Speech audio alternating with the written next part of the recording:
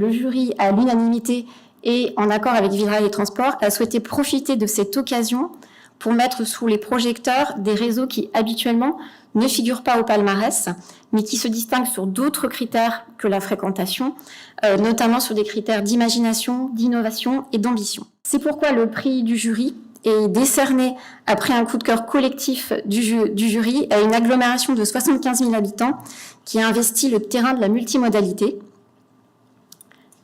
Et il s'agit de Guingamp-Paimpol qui parie effectivement sur l'intermodalité. Bien, bonsoir à toutes et bonsoir à tous. Donc effectivement, moi Guy Conan, que je voudrais remercier aussi, c'est Madame Marilyn Besson qui est consultante. Peut-être que certains connaissent. Je crois qu'elle nous a accompagnés. On est parti, certes de rien, mais petit à petit, je pense qu'on s'est adapté. Et puis on est arrivé, je pense, je dirais, à un réseau que l'on doit aujourd'hui, on en parlait tout à l'heure avec notre directeur, consolider pour qu'il soit le plus efficient possible. Parce qu'un réseau n'a d'intérêt que quand on a des croissances.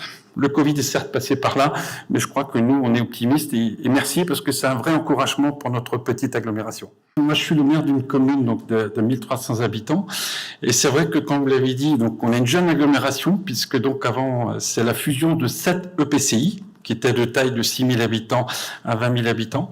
Et c'est vrai que le fait de passer agglomération donc nous a permis, il y a eu une vraie volonté politique de mettre en place donc tous les politiques mobilité. On a récupéré des compétences, puisque vous saviez que le transport scolaire était géré en ce qui nous concerne par le département, puis par la région, parce qu'au moment où ça a été mis en place dans le cadre de la loi L'Homme, on n'était pas en capacité de l'exercer.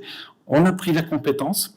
Et en même temps aussi, on a voulu, et je crois que vous l'avez bien dit, donc c'est quoi le territoire de Guingamp-Paimpol? C'est 57 communes, 75 000 habitants, 2 villes moyennes, puisque Guingamp et Paimpol aux alentours de 8 000 habitants, des communes, de petites communes, puisqu'on a une commune qui fait 68 habitants.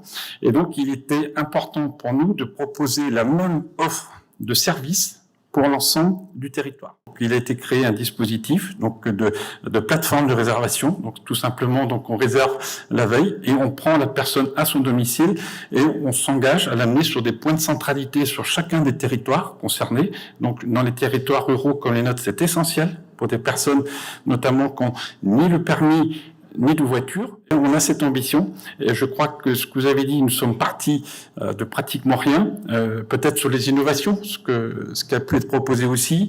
On a récupéré notre compétence transport scolaire, on a mis un dispositif de valideur qui permet aussi, vous savez, l'inquiétude qu'ont quelquefois les parents de collégiens de savoir est-ce que mon fils ou ma fille a bien pris le véhicule. Donc l'agglomération a investi. Quand j'ai proposé à mon conseil d'agglomération de 87 élus qu'on allait investir dans des vélos électriques, location longue durée, comme vous l'avez fait aussi, je peux dire beaucoup de mes collègues élus sont restés dubitatifs.